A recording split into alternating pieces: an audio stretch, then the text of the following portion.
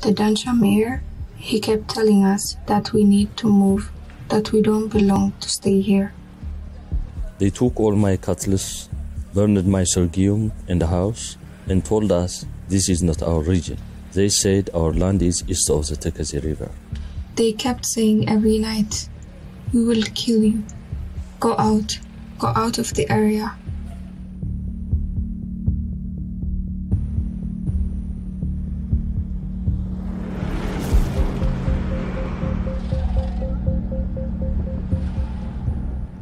The fighting followed years of growing tensions between the Ethiopian federal government, led by Prime Minister Abiy Ahmed, and leaders of Tigray's ruling political party.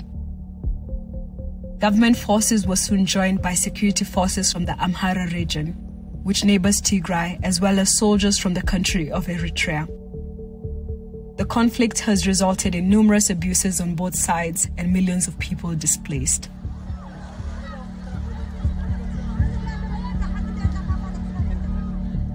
Initially, heavy fighting between the Ethiopian military with their allies against Tigrayan fighters took place around western Tigray. Electricity, banking, and telecommunications, including the internet and phone lines to Tigray, were cut off. Residents described heavy shelling and gunfire as Ethiopian and allied forces entered their towns. When the Ethiopian and Amhara forces entered the town, people were panicked and began running to the farms. They started killing people. No warning, just shooting. They shot at people running. Soon, an interim administration for Western Tigray was established by forces from the neighboring Amhara region, an administration hostile to the presence of Tigrayans. Papers said Tigrayans need to leave the town immediately. They were thrown everywhere. So when we woke up in the morning, you should see it on your door or on the way to church, everywhere. I was in Dansha town, where I have a hairdressing shop. 6 militia came to loot my shop. 2 of them raped me.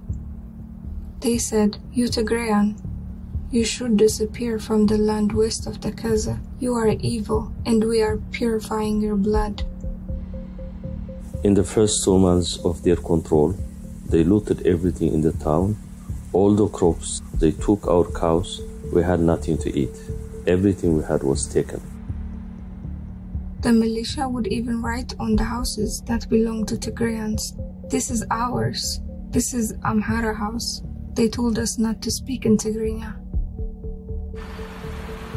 Meanwhile, as reports of atrocities became widespread, Ethiopian authorities limited access to Western Tigray for international journalists and human rights and humanitarian groups.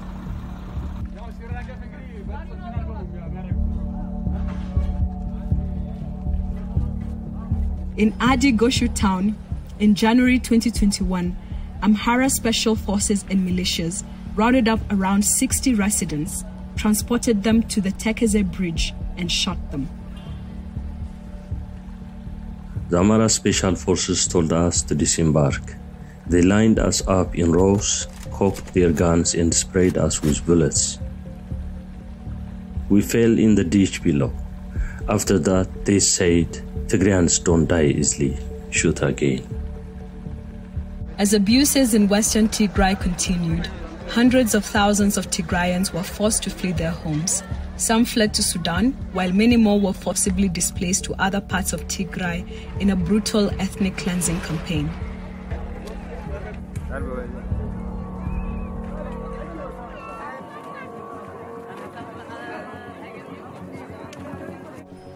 After seeing this and other incidents, I thought, what are we expecting?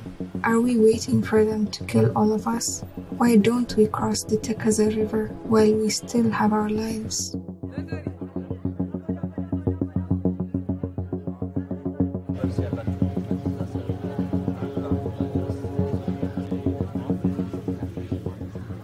We could not access the toilets. They did not give us any food or water.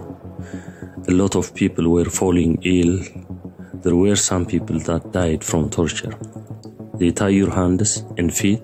They hit you in your testicle, your head, and your chest. All of us went through it. Tigrayans in Western Tigray continued to be subjected to torture, arbitrary detention, and other grave human rights abuses. All I want is peace. All I want to do is to be able to speak Tigrinya freely, my mother tongue. I am a beekeeper, and all I want to do is work.